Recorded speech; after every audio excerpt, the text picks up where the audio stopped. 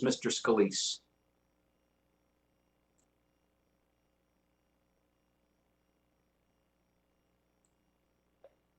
Is Mr. Scalise here? Thank you. There we go. Thank you, Steve. Mr. Chairman. I want to thank you for having this here. I want to thank our three witnesses for coming as well. Clearly, you're seeing a lot of concern being expressed by members on both sides, both Republican and Democrat, about the way that your social media platforms are run, and especially as it relates to the fairness and equal treatment of people. I know I've had a lot of concerns, shared it with some of you individually over the last few years about whether it's algorithms that seem to be designed sometimes to have an anti-bias against conservatives.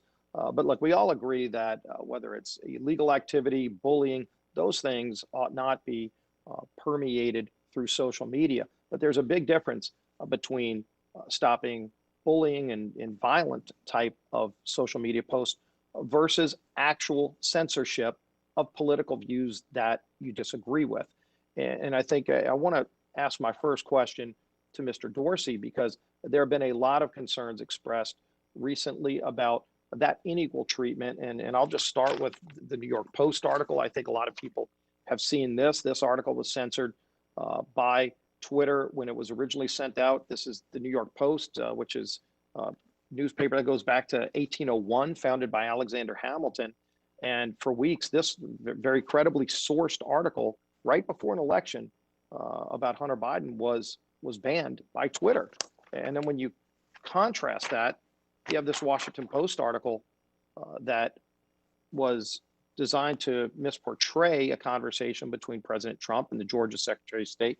Since parts of this have been debunked, and yet this article can still be tweeted out. I want to ask Mr. Dorsey, first of all, do you recognize that there is this real concern that there's an anti-conservative bias on Twitter's behalf, and would you recognize that this has to stop if this is going to be, Twitter is going to be viewed by both sides as a place where everybody's going to get a fair treatment? Yeah, we made a total mistake with the New York Post. We corrected that within 24 hours. It was not to do with the content. It was to do with a hacked materials policy. We had an incorrect interpretation. We don't write policy according to any particular political leaning. If we find any of it, we route it out. But so regarding the Washington Post, we will make mistakes, and our goal is to correct them as quickly as possible. And in that case, we did. Mm-hmm.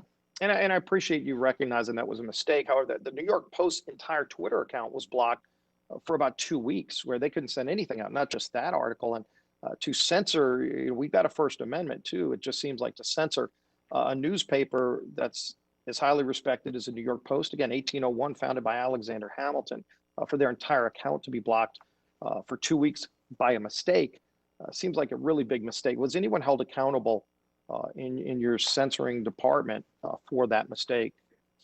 Well, we don't have a censoring department, but I agree. Who made the decision then to block their account for 2 weeks? We didn't block their account for 2 weeks. We required them to delete the tweet, and then they could tweet it again. They didn't take that action, so we corrected it for them. Even though the tweet was accurate.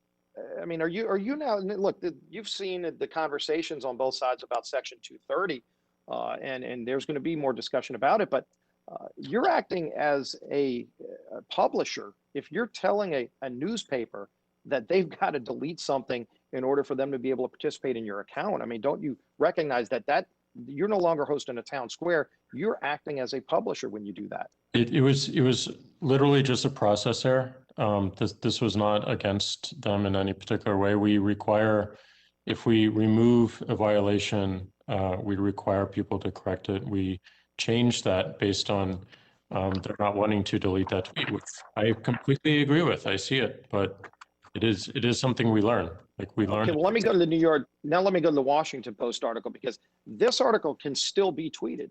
I don't know if it was ever taken down. It contains false information. Even the Washington Post acknowledges that it contains false information.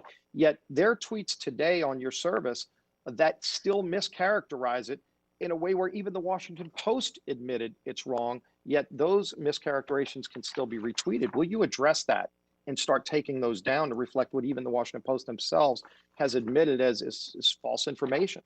Our misleading information policies are focused on manipulated media, public health, and civic integrity. That's it.